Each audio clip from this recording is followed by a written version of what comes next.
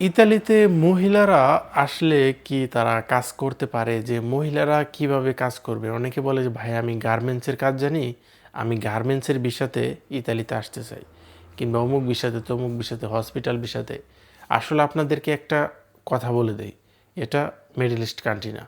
যে আপনারা আসলেন, আসার পরে আপনাদেরকে ক্যাম্পে থেকে রিসিভ করে মানে এয়ারপোর্ট থেকে রিসিভ করে ক্যাম্পে নিয়ে গেল। নিয়ে যাওয়ার পর আপনাদের থাকা খাওয়ার ব্যবস্থা করে দিল।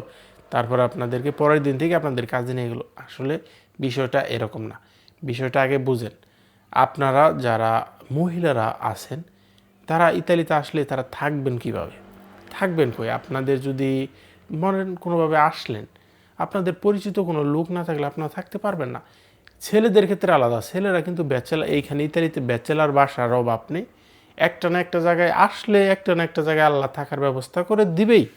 কারণ তাদের মানে একটা রুমে যে বা ৪-৫ জন করে থাকে সমস্যা নাই।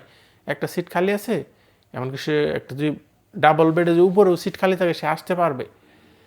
বাট একটা মহিলা একটা মহিলা কিন্তু অত সহজে থাকতে পারবে না। ধরেন ফ্যামিলি বাসায় একটা মহিলা কিভাবে থাকবে সে? একটা ফ্যামিলি ইতালিতে একটা রুমের কস্ট প্রচুর।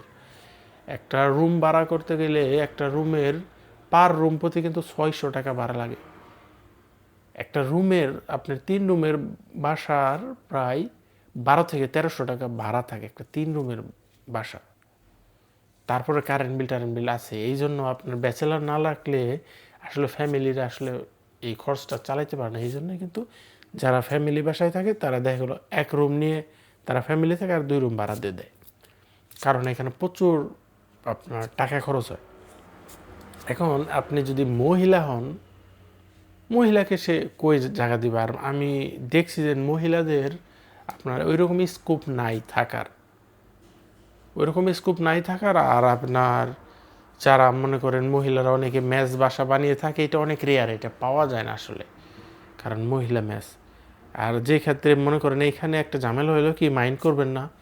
এই ক্ষেত্রে কিছু কিছু বাঙালি অধ্যুষিত এলাকা আছে ৪-৫ জন মহিলা মিলে একটা রুম নিয়ে থাকে।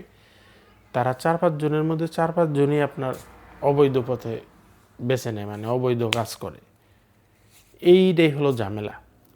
কারণ তারা বৈধ থাকতে পারে না, তারা চাইলেও তারা ভালো থাকতে পারে না, তাদের খারাপ পথে পা বাড়াইতে হয়। আর বাংলাদেশি মহিলাদের আপনার কাজের এটা খুবই কম। একমাত্র তারা বিভিন্ন বাসা বাড়িতে রান্নাবাড়ার কাজ করতে পারবে, বেতন কম অনেক। আর মনে করেন বিভিন্ন বাঙালি আপনার টেইলার্সের বিভিন্ন আলিমেন্টারি রেস্টুরেন্ট এগুলোতে কাজ করতে পারে। বাঙালি প্রতিষ্ঠানে ইতালিতে খুবই বেতন কম দেয়, কারণ তারা ইতালিয়ান প্রতিষ্ঠানে আসলে কাজ করতে পারে না। অনেক বাঙালি আপুরাই আছে ইতালিতে যেভাবে পৌঁছেছে তারা কিন্তু আহামরি ইনকাম করতে পারে না। এর জন্য বাধ্য হয়ে তারা অবৈধ পথে চলে যায়। ২ নাম্বার কাজ করে আপনারা বুঝছেনই, আসলে এটা প্রকাশ করলাম না। তো এই ক্ষেত্রে মহিলাদের কিন্তু অতটা ইতালিতে স্কোপ নেই, যেমন মিডল ইস্ট কান্ট্রিতে বাংলাদেশি বিভিন্ন দেশি মহিলাদের খাদ্যামার কাজ কিংবা হসপিটালের কাজ বিভিন্ন কাজ টাজ আছে। বাট ইউরোপে বাংলাদেশি মহিলাদের জন্য অতটা স্কোপ নেই।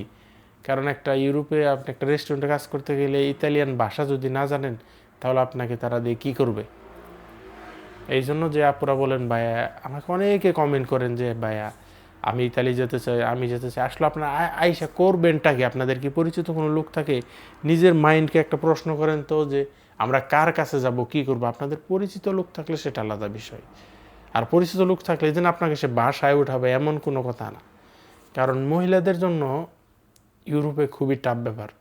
মহিলারা চাইলেও আসতে পারবে না, বাট এত সোজা না। আপনারা যেটা মিন করেন যে ভাই আমি আসবো যাব সেইটা, কারণ এইখানে প্রায় মহিলাদের জন্য যে এক্সট্রা ছাড় যে ১৫-১৬ লাখ টাকা ১৭ লাখ টাকা এইরকমই লাগে। মহিলাদের জন্য এইরকম না যে তারা ফ্রিতে চলে যাবে ১-২ লাখ টাকায় চলে যাবে, না।